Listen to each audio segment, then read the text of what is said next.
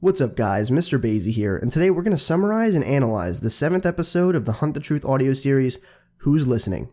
Before we get started, I'd like to say that this episode is without a doubt compelling and has some useful information connecting previous episodes, as well as past theories dating back to before these episodes were even in existence.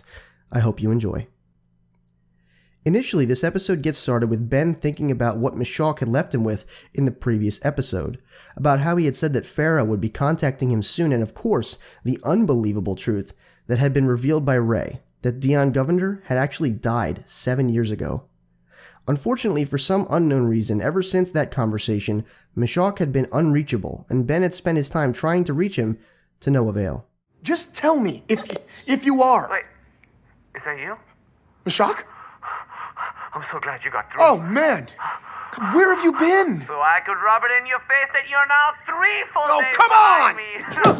Oh, my God. Good luck. Oh, my God, if I ever get a hold of him, I'm going to kill him. Things begin to look up for Ben as he gets an unexpected call from Ray, asking if they could meet, and they end up in a bar near Ray's place. Soon Ray gets right to the point and tells Ben that his scavenger in the outer colonies had finally got back to him with some seriously interesting information. All the Oni military records still check out. And ONI handles all military records, so... Well, almost all.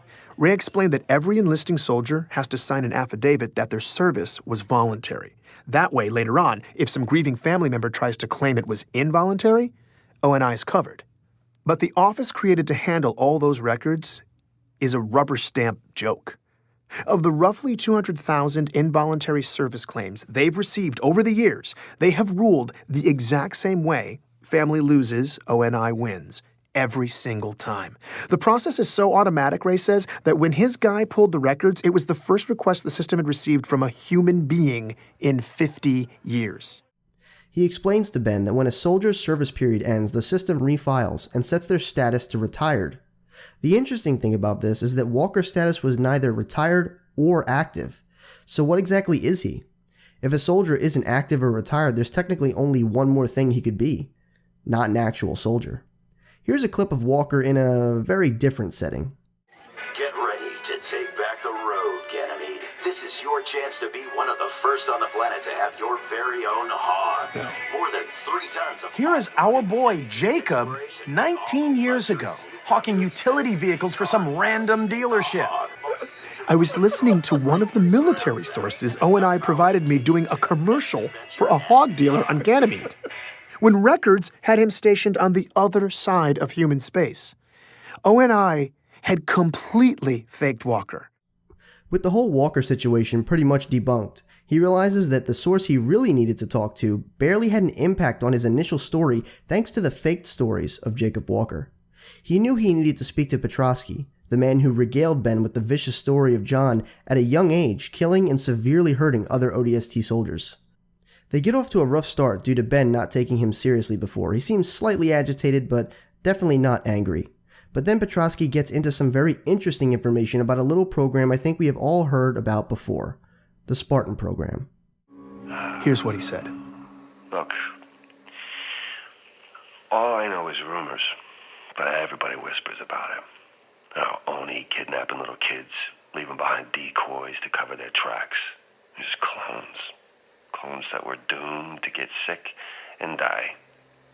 And all the families thought they were burying their kids. But really, though, their little kids were now government property, kept by Oni, training to be Spartans for years.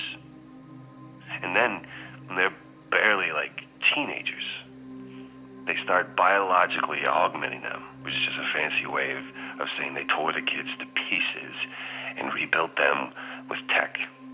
Whatever tweaks could give the government tactical advantage. Jesus, man. Survival rate on something like that. But the kids who did live through it, only eventually cut them loose. Just sent them out to clean up the ugly in the galaxy. All top secret. Spartans are super classified, so hush, hush, soldier. Nobody really knows what the hell's under those Spartan masks, but it's sure as hell not a hero. It's not a person. whatever they are. It ain't us. Biologically augmenting these kids for war is something that we knew about for a while. However, a little later in this audio segment, Ben's statement is chillingly similar to a theory we had in a previous episode, and really elaborates on the process of becoming a Spartan. How it seems valiant and heroic, but underneath the glory, it is really just sadness, a ruined past, and the questionable morality of O&I top brass. So the first theory is that John was swapped out at a young age with a very close look-alike, or maybe even a clone. If it was a clone, and if it was imperfect, this would explain why and how he suddenly got sick with autoimmune disease, as the DNA structure wasn't 100% replicated. This could have been on purpose or on accident. It is possible that whoever did the cloning would have wanted John to live and leave no evidence that the original had been taken. Alternatively, his death could be on purpose as to divert any attention away from John being someone of great importance to the military and eventually becoming a specialist in the field known as the Master Chief. If his death was on purpose, then this would also explain people like the Vice Admiral and Dion Governor being used as a factual base to corroborate the cover-up. It is likely that either Dion Governor is being leveraged or paid off to maintain the fictitious story, and that the Vice Admiral is in on the whole thing and is simply lying. It was all just desperate wailing against the inevitable, and they would be forced to endure all of it, because no one knew the truth, that these children had lived in chaos until they died in excruciating pain because someone had designed them to do just that. The nightmare the clones endured was not a byproduct of O&I's plan. The nightmare was the plan. During the night after his conversation, Ben is awoken by a voice that is so initially strange, I probably would have duked my trousers if I heard it in a similar setting. Did you hear an unpleasant story? Ben soon realizes that he is being contacted over one of his comms by none other than Pharaoh herself, and they immediately jump into the topic of his conversation with Petrosky. Ben says to Pharaoh that if people only knew the truth about what was happening, they could start an uproar. However, Pharaoh proposes a more immediate solution. She states that they don't have much time since the activity in deep space that Mashak had been tracking is apparently getting stronger. There are high-ranking senators who don't know about any of this. You need to tell them. Speak truth to power. Get Oni Brass in the same room when you do it so they don't have a chance to spin it, and the senators would be able to blow it all up right there. We create the opportunity. How? By creating panic. We give the public a hard truth. Ugly information that Oni can't contain. The cover-up, the Spartan program stuff. No, that's what will ignite the senators. The public needs a headline, imminent and explosive.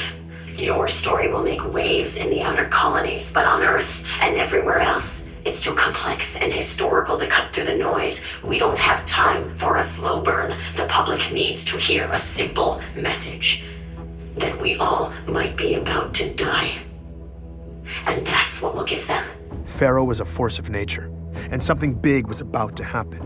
It would get sympathetic politicians and ONI leadership all in the same room and set the table for me to lay out my proof, expose the cover-up, and blow it all open. Oni will be right where you want them, and then I'll open the door. And once you're in, you go for the throat.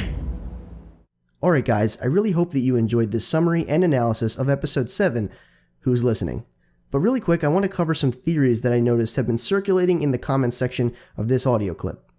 Many of the listeners think that Pharaoh is actually Halsey, and I'm proposing that this is actually a good explanation.